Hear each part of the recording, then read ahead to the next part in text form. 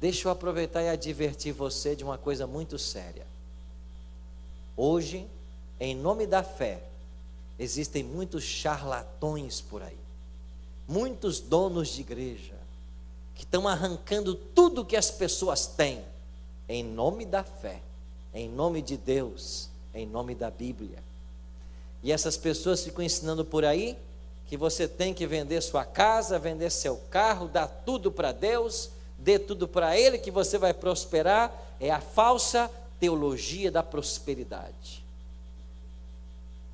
E você entra numa dessas igrejas onde não se ensina a Bíblia, e todo culto o tema vai ser o mesmo: dinheiro, dinheiro. Outro dia eu estava em São Paulo, era um domingo. Eu sou curioso e eu entrei numa grande catedral lá em São Paulo. Não era uma igreja adventista. Eu fui lá para visitar a igreja. Milhares de bancos acolchoados, ar-condicionado central, circuito interno de TV. Eu entrei, me assentei confortavelmente e pensei, o culto hoje vai ser bom. Quase 6.000 pessoas reunidas para adorar. Repito, não era uma igreja adventista. Daqui a pouco entraram os pastores, 4, e começaram a pregar. Eles pregaram 40 minutos. E deixa eu fazer uma pergunta para você: quantas vezes eles abriram a Bíblia? Acho que até alguns estavam no culto também lá, né? Eles não abriram a Bíblia. Pregaram 40 minutos sem ler um único texto da Bíblia. Mas você adivinha qual foi o tema que eles pregaram? Dinheiro. E arrancando dinheiro do povo. E quando terminou o culto, eu fui um dos primeiros a sair. Um amigo viria me buscar, e enquanto eu do outro lado da avenida aguardava o meu amigo, eu vi aquelas 6.000 pessoas descerem a escadaria desse grande templo. E eu me lembrei de um texto do Senhor Jesus Cristo, quando ele disse assim: ovelhas que não têm pastor. Ovelhas que não têm pastor. Deixa eu falar uma coisa com muito carinho para você. Você se sente uma ovelha sem pastor?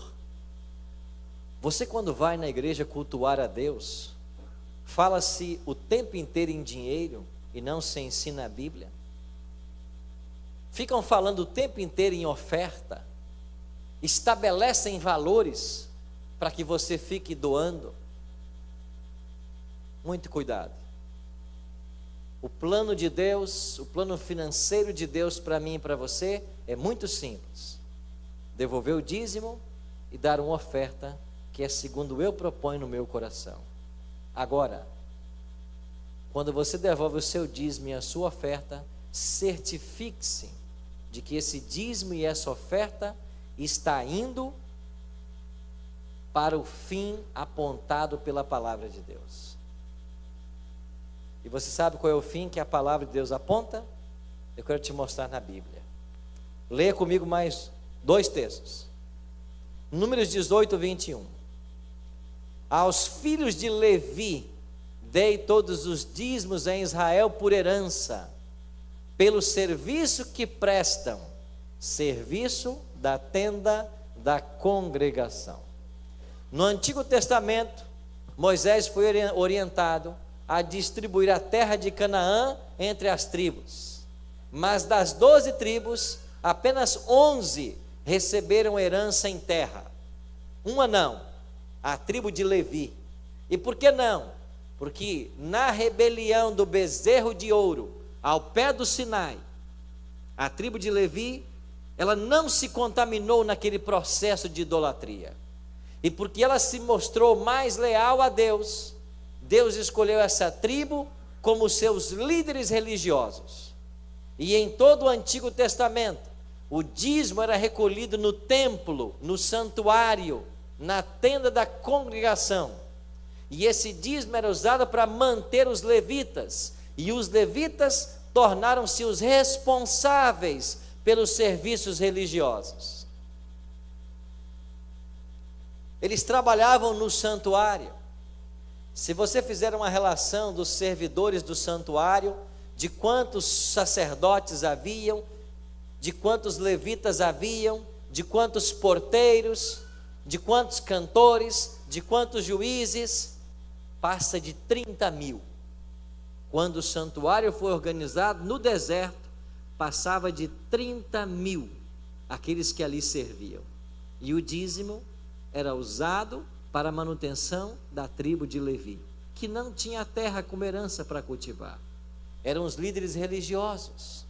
O dízimo alimentava os levitas, que mantinham a religiosidade do povo, principalmente através das 7 festas anuais que o povo de Israel celebrava. Agora, pastor, nós não estamos mais no Antigo Testamento. Não existem mais os levitas lá no templo. Qual é a orientação da Bíblia? Vamos deixar que a Bíblia nos oriente, só ela. E Paulo vem e explica assim, 1 Coríntios 9, 13 e 14. Não sabeis vós que os que prestam serviços sagrados do próprio templo se alimentam? E quem serve ao altar, do altar tira o seu sustento? Assim ordenou também o Senhor aos que pregam o Evangelho, que façam o quê? Que vivam do Evangelho. Então agora, aqueles que prestam serviços sagrados, que estão envolvidos na pregação do Evangelho, eles podem e devem ser mantidos pelo dízimo que se traz à igreja. Acontece que muitos por aí estão usando o dízimo para o seu próprio benefício, e não uma parte que seria justa, mas tudo aquilo que trazem para a igreja. São os donos de igreja. Pastor, e como é que funciona a igreja adventista? Você sabe, senão eu vou te explicar. Existe uma organização central. Os recursos vêm para as associações, para as uniões, para as divisões.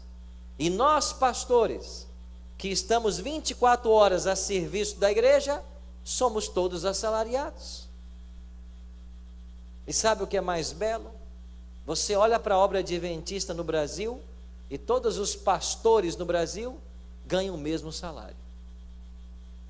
Eu posso estar na Novo Tempo, posso estar numa igreja com 2.000 membros, como temos aqui a igreja do Marco, logo aqui bem perto do hospital, ou posso estar num distrito, lá no interior do Pará, cuidando de uma igreja bem no interior. O salário vai ser o mesmo. Sabe por quê?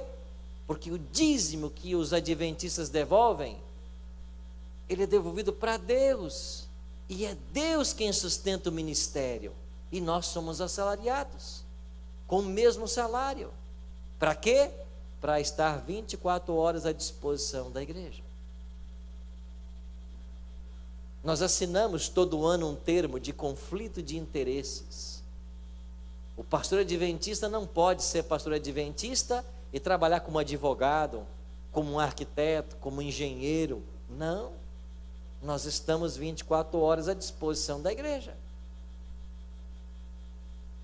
E esta organização permite que os recursos que a igreja recebe dos membros fiéis continuem investindo na pregação do Evangelho. Quer ouvir, por exemplo, de Novo Tempo? Nós enviamos estudos bíblicos gratuitamente para todo o Brasil. Damos os estudos de graça e pagamos até os correios. Sabe quanto investimos no último semestre? Perto de 2 milhões de reais.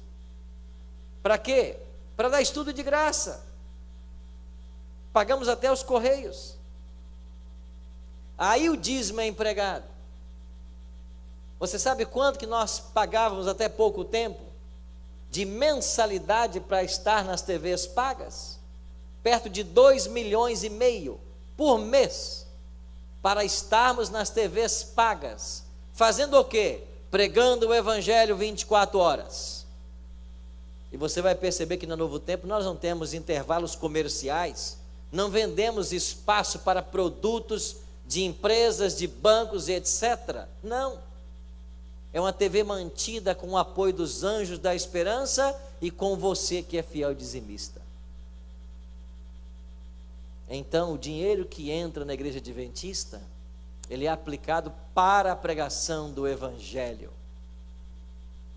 E se alguém, eu vou dar um recado agora, se alguém quer ser um verdadeiro ministro de Cristo, você deveria também ser um assalariado, se dedicar exclusivamente ao trabalho de pregar o Evangelho e permitir que os recursos que chegam na igreja fossem aplicados exclusivamente para se pregar o Evangelho. Talvez eu esteja falando para um pastor evangélico agora, e na sua igreja não se pratica isso. Será que não está na hora de você voltar para a Bíblia e começar a praticar o plano que Deus tem para você? Estou pregando agora para alguém que devolve o dízimo numa igreja e sabe que esse dízimo está indo parar na conta de um ou de outro, de donos de igreja. Avalie com carinho se você não deveria mudar de situação, mudar de procedimento. Agora, esteja certo de uma coisa: depois que você devolve o seu dízimo e a sua oferta na igreja, a sua parte com Deus foi cumprida. E se amanhã ou depois, porque nós temos homens falhos também, algum recurso do dízimo for aplicado de forma indevida, estes que estão aplicando é que vão dar contas a Deus, não você. Que você fez a sua parte. A sua parte é ser fiel. A sua parte é devolver a Deus o que pertence a Ele. Essa é a sua parte. Então Paulo é muito claro nesta orientação. Quando vamos para Ellen G. White, olha a advertência que ela nos faz. Conselhos sobre mordomia, página 101. A porção que Deus reservou para si não deve ser desviada para nenhum outro desígnio que não aquele por ele especificado. Ninguém se sinta na liberdade de reter o dízimo para empregá-lo segundo o seu próprio juízo. Não devem servir-se dele numa emergência, nem usá-lo segundo lhes pareça justo, mesmo no que possam considerar como a obra do Senhor. Isso é um recado para alguns adventistas que querem reter o dízimo e querem administrá-lo. Ah, não, eu estou aqui com dízimo, eu vou comprar um monte de cesta básica e dar para famílias carentes. Não, Deus diz para você não. A igreja tem um plano, tem até uma entidade chamada ASA para atender as famílias carentes. Não é com o seu dízimo. Teve uma emergência aqui, a casa do vizinho alagou, eu vou pegar o meu dízimo e ajudar o vizinho a reconstruir a casa. Não. Você pode pegar o seu dinheiro e ajudar, o do Senhor não. Porque Deus não deu para você a liberdade de você administrar o seu dízimo, não. Ele diz assim: traga o seu dízimo à casa do tesouro. É a igreja mundial que define como esse dinheiro vai ser administrado. E graças a esse sistema, a igreja adventista avança, avança e avança. E nós não somos congregacionalistas. E eu fico muito triste quando eu andando por esse Brasil afora, a gente encontra algum pastor adventista, que começa a querer nos comparar com outros movimentos pentecostais, outros movimentos religiosos.